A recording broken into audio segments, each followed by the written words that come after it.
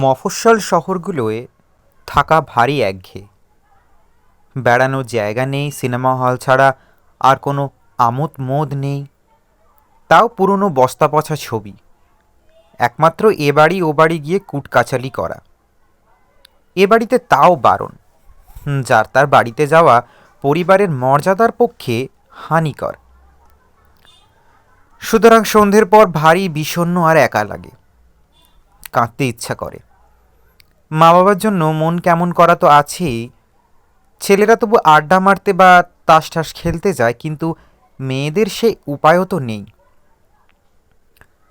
আমার শাশুড়ি সন্ধ্যের পর জপ তপ করেন, যা আমাকে সহ্য করতে পারেন না। সুতরাং আমি বড্ড একলা। বাড়ির যে অংশটায় আমরা থাকি তা দক্ষিণ দিকে। একতলা, দোতলা এবং তিনতলা মিলিয়ে ৬-৭টা ঘর আমাদের ভাগে। উত্তর ভাগে আরও ৭-৮খানা ঘরে থাকে শরিকরা। আমাদের ভাগ্যে লোকসংখ্যা কম, ভাসুরের ছেলেপুলে নেই, শুধু দেবাদেবী। তারা দোতলায় দুখানা ঘর নিয়ে থাকেন জ্যাঠা শ্বশুর। একতলায় একখানা ঘর আমরা, সামনের দিকে দুখানা ঘর শ্বশুর শাশুড়ির। তিনতলায় থাকেন আমার পিস শাশুড়ি। তিনখানা বড় বড় ঘর তার কিসে লাগে কে জানে। আমি পারতপক্ষে ওর কাছে যাই না, গেলেই এমনভাবে তাকান যে রক্ত জল হয়ে যায়। মাঝে মাঝে কোনো কারণ ঘটলে তিনতলা থেকে উনি এমন চেঁচান যে গোটা বাড়ির লোক শুনতে পায়। গলার এত জোর আমি আর দেখিনি। বিয়ের পর আমাকে উনি একদিন ওর ঘরে ডেকে পাঠিয়েছিলেন। খুব ভারী একছড়া খাঁটি সোনার হার পরিয়ে দিয়েছিলেন গলায়। এ পর্যন্ত বেশ ভালোই ছিল ব্যাপারটা, কিন্তু তারপর আমাকে এমন অনেক ঠেস দেয়া কথা বলেন, এত অপমানজনক যে চোখে জল এসেছিল। তেজি মেয়ে হলে গলা থেকে হার খুলে ফেরত দিত, আমি তা পারিনি। উনি ঘুরিয়ে ফিরিয়ে যা বললেন তা হলো, কাঙালি বাড়ি থেকে মেয়ে আনাতে উনি মোটেই খুশি হননি। নিশ্চয়ই এ বাড়ির ঠাট বার দেখে আমার মাথা ঘুরে গেছে। আমার শাশুড়ির মুন্ডুপাত করলেন কিছুক্ষণ। আমার মতো হা ঘরে বাড়ির মেয়ে পছন্দ করে আনার মূলে নাকি উনি। তা হবে নাই বা কেন, শাশুড়িও নাকি হা ঘরে বাড়িরই মেয়ে, ইত্যাদি। আমার মাঝে মাঝে বিকেল বা সন্ধ্যাবেলায় খুব ছাদে যেতে ইচ্ছে করে। ঘরগুলো এত বিষণ্ণ, এত প্রকাণ্ড আর এত ভুতুড়ে যে আমি বিকেল আর সন্ধ্যাবেলাগুলো কিছুতেই ঘরে বসে কাটাতে পারি না। ছাদে গেলে তবু ফাঁকা বাতাসে কিছুক্ষণ শ্বাস নেওয়া যায়, একটু পায়চারি করতে পারি, গুনগুন করে গান গাইতে পারি। বাড়ির ছাদটা এজমালি বলে শরিকদের পরিবারের লোকজনও আসে। তাদের মধ্যে ২-৪জন আমার বয়সী মেয়ে বউ আছে। ২-৪টে কথা হতে পারে তাদের সঙ্গেও, কিন্তু ছাদে যায় না পিসির ভয়। খুব সন্তর্পণে সিঁড়ি দিয়ে উঠলেও উনি ঠিক টের পান। ঘরের দরজা খোলা রেখে সিঁড়ির দিকে মুখ করেই বসে থাকেন। কিন্তু সেদিন আমার ঘরে এতই খারাপ লাগছিল যে পিসির ভয়কে মাথায় নিয়েও আস্তে আস্তে সিঁড়ি ভেঙে ছাদে যাচ্ছিলাম। আমার অনেক চিন্তা, অনেক ভয়, অনেক উদ্বেগ। বিয়ের পরেকার যে আনন্দ অন্য সব মেয়ের হয়, আমার যেন সেরকম নয়। আমার মনে হচ্ছিল আমার বিবাহিত জীবনে আমাকে অনেক ভার বইতে হবে, যা আমি হয়তো পেরে উঠব না। তিনতলায় উঠছি খুব সন্তর্পণে, পা টিপে টিপে। সিঁড়ির মুখোমুখিই পিসির ঘর, আলো জ্বলছে। আমি উঁকি মেরে দেখে নিলাম, পিসি রোজকার মতোই সিঁড়ির দিকে মুখ করে বসে আছেন। ফর্সা রং, বড় বড় চোখ যেন গিলে খাচ্ছে চারিদিককে। একসময় খুব সুন্দরী ছিলেন, সৌন্দর্যের কোনো আরতি হয়নি, ভোগে লাগেনি কারো, যৌবন বয়ে গেছে বৃথা। পিসির জীবনটা যে কীরকম হাহাকারে ভরা তা আমি জানি। ভাগ্যের ওপর, দেশাচার কুলাচারের ওপর রাগ করে লাভ নেই, তাই তার রাগ নিরীহদের ওপর ফেটে পড়ে। আমি ওকে ভয় পাই ঠিকই, কিন্তু ঘেন্না করি না। সিঁড়ির শেষ কয়েক ধাপ বাকি থাকতে আমি থামলাম। সিঁড়ির মুখটা পেরোতে সত্যিই ভয় ভয় করছিল। আমি আর একবার সন্তর্পণে উঁকি দিয়ে একটু অবাক হয়ে গেলাম। পিসি স্থির হয়ে বসেই আছেন, চোখ খোলা এবং পলকহীন, মুখটা হাঁ হয়ে আছে। কেন কে জানে আমার বুকটা কেঁপে উঠল। দৃশ্যটা স্বাভাবিক নয়। আমি সিঁড়িকটা ডিঙিয়ে পিসির ঘরে ঢুকলাম। পিসিমা, ও পিসিমা, পিসিমা, ও পিসিমা। পিসিমা জবাব দিলেন না। দেয়ালে পিঠ দিয়ে মস্ত বড় মোড়ায় যেমন বসেছিলেন তেমনই বসে রইলেন। আমি সাবধানে তাকে ছুঁলাম, নাকের কাছে হাত ধরলাম। তারপর আমার নিজের হাত পা যেন হিম হয়ে এলো। পিসিমা বোধ হয় বেঁচে নেই। তাড়াতাড়ি ছুটে নিচে আসতে যাচ্ছি, হঠাৎ পেছন থেকে পিসিমার গলা পেলাম। দাঁড়াও, খবরটা পরে দিলেও হবে। আমি চমকে ফিরে তাকালাম। তাহলে কি পিসিমা মারা যাননি? কিন্তু একই রকমভাবে বসে আছেন, চোখ বিস্ফারিত, মুখ হাঁ করা। সে হাঁ করা মুখ একটুও নড়ল না। কিন্তু পিসিমার কথা শোনা যেতে লাগলো, মরেছি রে বাবা, মরেছি, তোমাদের আপদ বিদেয় হয়েছে। আমি জীবনে এত ভয় পাইনি কখনো। হার্টফেল হবে নাকি আমার? তিনতলাটা খুব পছন্দ তোদের না? আমি মলেই এসে দখল নিবি বুঝি, আর গয়না টাকা ভাগ বাটোয়ারা করবি? কোনোটাই হবে না। দাঁড়িয়ে আছিস যে বড়, আয় এদিকে, কাছে আয়। ওই হুকুমটা যেন চুম্বকের মতোই একটা জিনিস, ধীরে ধীরে পিসির দিকে টেনে নিচ্ছে আমাকে। কোথায় পালাচ্ছিলি?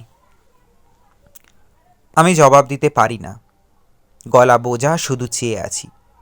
পিসির মৃত চোখ আমার দিকে নিবদ্ধ হয়ে আছে। আঁচল থেকে চাবি খুলে নে, উত্তরের ঘরে যাবি, কাঠের বড় আলমারিটা খুলে দেখবি তলায় চাবি দেয়া ড্রয়ার। ড্রয়ার খুললে একটা আলপাকা জামায় মোড়া কাঠের বাক্স পাবি। নিজের ঘরে নিয়ে গিয়ে লুকিয়ে রাখবি, কেউ টের না পায়। ভাবছিস তোকে দিচ্ছি কচু পোড়া? মরেছি টের পেলে সব এসে ভাগাড়ে শুকুনের মতো পড়বে, তাই সরিয়ে দিচ্ছি। লুকিয়ে রাখবি, ও আমার স্বাদের গয়না, বিধবা বলে পড়তে পারিনি। যদি কখনো পড়িস তাহলে ঘাড় মোটকে দেব, একটা রতিও যেন ওদিকে না হয়। যা। মৃত পিসিমার আঁচল থেকে কিভাবে চাবি খুলেছিলাম আর কিভাবে সেই গয়নার বাক্স বের করেছিলাম তার কিছুই আমি বলতে পারবো না। আমার কিছুই স্পষ্ট করে মনে পড়ে না। তবে আমি খুব সচেতনভাবে কাজটা করিনি। বাক্সটা আঁচলে আড়াল করে ঘরে আসবার সময় দুজন আমাকে দেখতে পায়। একজন আমার যা, বন্দনা। বন্দনাদি তখন চাকর ভজহরিকে ডাকতে সিঁড়ির কাছে দাঁড়িয়ে নিচের দিকে মুখ করেছিলেন। ভজহরি তার ডাকে উঠে আসছিল। আমি যাকে পাশ কাটিয়ে যখন নেমে যাচ্ছিলাম তখন আমি প্রায় দৌড়চ্ছি। না তাকিয়ে দেখে ভজহরিকে বললেন, ওটা বউ না ঘোড়া? গেছে মেয়ে ছিল বাবা। ভজহরি আমাকে নামতে দেখে দেওয়ালের দিকে সরে দাঁড়িয়েছিল। সেও আমাকে দেখল। ওপর থেকে যা ভজহরিকে বলল, কাঁকালে উঠে কী নিয়ে গেল রে? ভজহরি বলল, বাক্স মতো কী যেন। বাক্স? বাক্স পেল কোথায়? আমি এটুকুই শুনতে পেয়েছিলাম। ঘরে এসে দরজাটা বন্ধ করে আমার নতুন ট্রাঙ্কের একদম তলায় বাক্সটা লুকিয়ে রেখে চাবি বন্ধ করে দিলাম। নামিয়ে আনার সময় খেয়াল হয়নি বাক্সটা কতটা ভারী। রাতের দিকে যখন হাতটা ব্যথা করতে লাগলো তখন বুঝলাম। পিসিমা যে মারা গেছেন এই খবরটা কি আমার সবাইকে দেয়া উচিত? কিন্তু খবর দেব কি? ঘরে এসে এমন বুক কাঁপতে লাগলো, এমন হাঁপ ধরে গেল, মাথাটা এত গন্ডগোল লাগতে লাগলো যে আমাকে কিছুক্ষণ বিছানায় শুয়ে থাকতে হলো। ঘটনাটা সত্যিই ঘটেছে কি না, না কি কি হলো সেটাও ঠিক করতে পারছিলাম না। তিনতলায় সন্ধ্যের পর কেউ যায় না। রাতে পিসিমা খই আর দুধ খান। খই তার ঘরেই থাকে। রান্নার ঠাকুর নন্দ ঘোষাল রাত্রে দুধ গরম করে পৌঁছে দিয়ে আসে। নন্দ ঘোষালি খবরটা এসে নিচে দিল। পিসি ঠাকুরুন কেমন যেন হয়ে আছেন, লক্ষণ ভালো নয়। খবর শুনে আমার শাশুড়ি ওপরে গেলেন।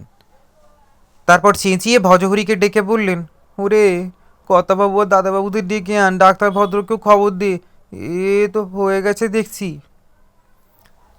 পিসিমা মারা যাওয়াতে বাড়িতে কোনো হুলুস তুলুস পড়ল না, চেঁচামেচি হলো না। বাড়ির পুরুষরা একটু জোর পায়ে ফিরলেন। ডাক্তারবাবু নিঃশব্দে ওপরে উঠলেন এবং 15 মিনিটের মধ্যেই নেমে চলে গেলেন।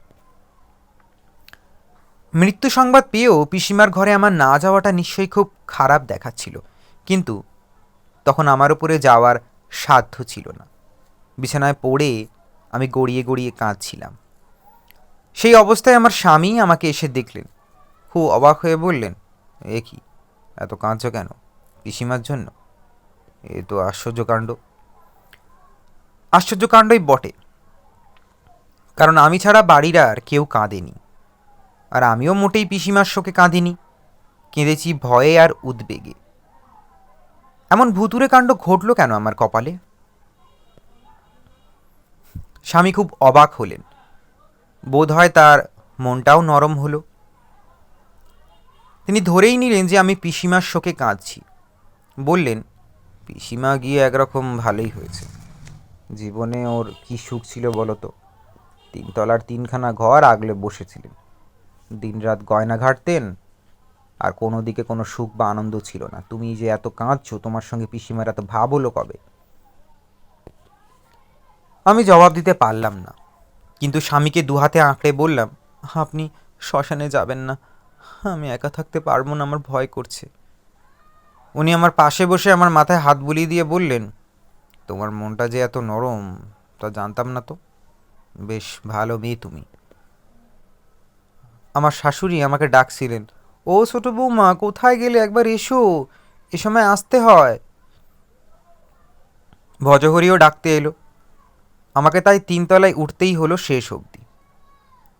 স্বামী আমাকে ধরে ধরেই তুললেন।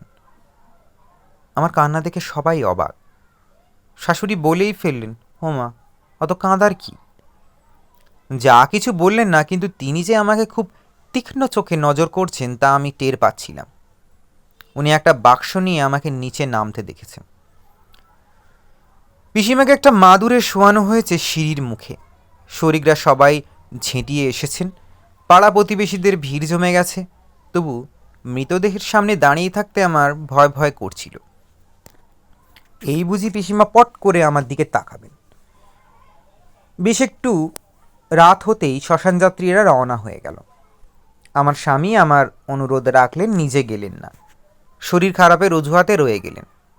কেউ তাতে কিছু মনেও করল না।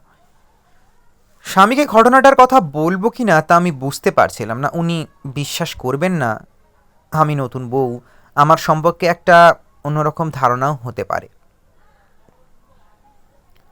আরও একটা ভয়, পিসিমা গয়নার বাক্সটা সাবধানে রক্ষা করতে বলেছেন, দ্বিতীয় কাউকে না জানানোই ভালো। পিসিমার সৎকার হয়ে গেল, শ্মশান বন্ধুরা ফিরল, ভোর হলো।